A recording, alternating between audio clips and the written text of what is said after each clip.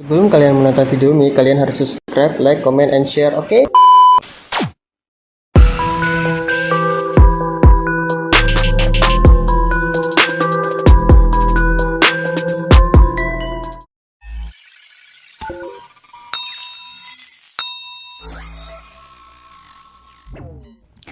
Assalamualaikum warahmatullahi wabarakatuh. Sahabat Umi Citra, ada 5 hal yang bikin hidup itu terasa lebih hidup lagi. Sudah menjadi bagian dari sunnatullah, hidup ini fluktuatif. Kadang naik, kadang turun.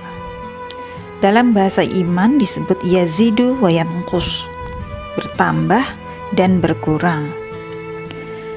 Bertambah dengan ketaatan yang kita lakukan dan berkurang dengan maksiat yang kita lakukan. Oleh karena itu, Islam mengajarkan kita konsep istiqomah, sehingga tidak terlalu jatuh kala turun dan tidak terlalu melejit kala bersemangat. Semua dilakukan semampu diri secara terus-menerus sepanjang hayat. Lantas apa saja yang harus kita lakukan secara istiqomah agar hidup kita lebih hidup, sehingga waktu dan hari-hari yang kita lalui benar-benar mendatangkan manfaat dan hasil yang positif. Nah, hal-hal tersebut yang pertama, 1, sholat 5 waktu.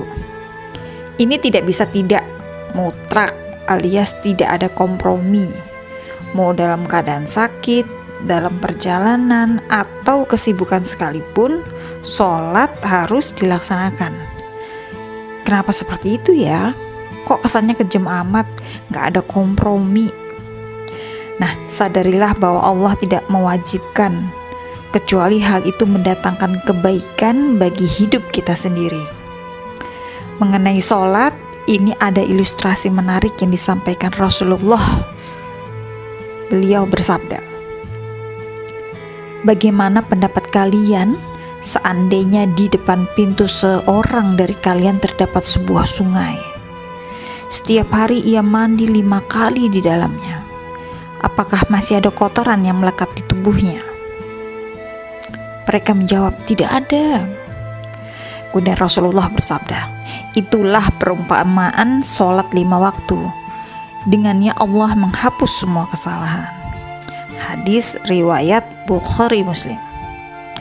Nah, bisa dibayangkan bagaimana kalau dalam sehari semalam badan kita bersih, wangi, dan sehat. Bukankah kita akan memiliki kepercayaan diri tinggi? Nah, demikianlah kalau sholat kita laksanakan setiap hari tanpa bolong-bolong. Kita akan memiliki perencanaan waktu yang baik, tradisi yang positif, dan insya Allah pikiran gak neko-neko. Ingin melakukan hal-hal yang justru merugikan sendiri maupun orang lain. Yang kedua, membaca Al-Quran. Membaca Al-Quran sepintas sederhana, tetapi tanpa kesungguhan hati, amal yang sederhana ini tidak akan mampu dilakukan dengan baik loh. Padahal membaca Al-Quran akan menghindarkan diri kita dari kejahilan dan kelak di hari akhir mendapat syafaat dari Al-Quran. Kalau saja kita mau membaca sejarah kejayaan umat Islam, anak-anak umur 10 tahun itu sudah banyak yang hafal Al-Quran, dan hidup mereka luar biasa. Tidak hanya survive secara pribadi, tetapi sangat berkontribusi besar bagi kehidupan umat Islam bahkan dunia. Saintis muslim terdahulu hampir semua hafal Al-Quran. Katakanlah seperti Ibnu Sina, Fakhruddin Ar-Razi, Ibnu Khaldun, dan lain sebagainya. Yang artinya membaca Al-Quran itu bisa bikin diri kita hebat. Jadi mari kita bangun tradisi membaca Al-Quran dalam hari-hari kita. Sebab kalau ada bacaan yang bisa menjamin kehidupan kita lebih baik dan pasti baik dunia akhirat, itu hanya Al-Quran. Ketiga, silaturahim. Ini perintah yang asyik banget. Silaturahim dalam bahasa keren sekarang bisa disebut dengan membangun jaringan atau network. kata Muhammad Asad dalam bukunya Notes from Qatar 3 disebutkan, your network is your net worth. Artinya apa? Silaturahim itu penting bahkan dahsyat, baik untuk urusan dunia maupun akhirat. Pantas saja Nabi bersabda, barang siapa yang senang untuk di lapangan rezekinya dan diakhirkan ajalnya atau dipanjangkan umurnya, maka hendaklah ia menyambung tali silaturahmi. Hadis riwayat Bukhari.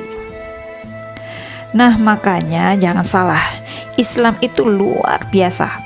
Satu perintah silaturahim saja bisa membuat hidup kita lebih dinamis, progresif, dan tentu saja bermanfaat bagi sesama.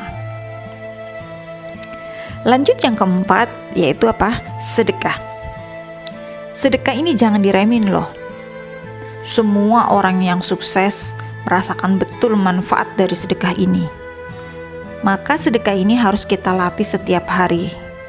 Kalau cerita Muhammad Asad, hidupnya semakin lebih baik semenjak dirinya selalu bersedekah. Maka kesimpulan dia satu, sedekah membawa berkah. Lantas, bagaimana kalau ternyata kita pas-pasan saja? Tenang, sedekah tak mesti uang. Membantu teman yang kesulitan itu sedekah. Senyum kepada sesama itu sedekah. Jadi banyak dan beragam bentuknya. Tapi jangan pelit juga, mentang-mentang senyum sedekah, kemudian membantu teman yang kesulitan itu sedekah, terus kita banyak uang lupa, kita banyak uang pelit, nggak mau ngeluarin sedekah. Itu juga nggak bener ya. Jadi kita lihat-lihat situasinya seperti apa ya. Yang kelima adalah tahajud. Tahajud ini sangat dibutuhkan. Selain akan mengangkat derajat kita di sisi Allah, doa kita pasti didengar. Selain itu, tahajud mengharuskan kita mengatur diri sedemikian rupa. Contoh, kalau kita mau tahajud, sudah barang tentu kita harus tidur lebih awal. Untungnya apa? Kita tidak kehilangan waktu untuk nonton TV yang notabene kurang manfaat. Kemudian, kalau kita tahajud, sudah barang tentu tidak akan terlambat dalam kegiatan pagi dan siang. Dan yang terpenting nih, rasa percaya diri kita pasti meningkat karena waktu saat tahajud itu sangat tenang, udara juga sangat steril, sehingga bermanfaat bagi banyak kesehatan, terutama di fisik kita. Apabila kita sebagai muslimah mampu mengamalkan 5 hal ini dengan baik setiap hari, bahkan sepanjang hayat, insya Allah jiwa raga kita akan senantiasa hidup dan terus menyala. Galau pergi, bete hilang, dan pikiran negatif minggat. Selamat membuktikan dan semoga berhasil. Dari surat Al-Ma'idah ayat 35, wahai orang-orang yang beriman, bertakwalah kepada Allah dan carilah wasilah untuk mendekatkan diri kepadanya, dan berjihadlah di jalannya agar kamu beruntung. Salam bahagia, tetap semangat dan istiqomah. Masih bersama dengan Umi Citra di kesempatan untuk tausiah selanjutnya. Wassalamualaikum warahmatullahi wabarakatuh.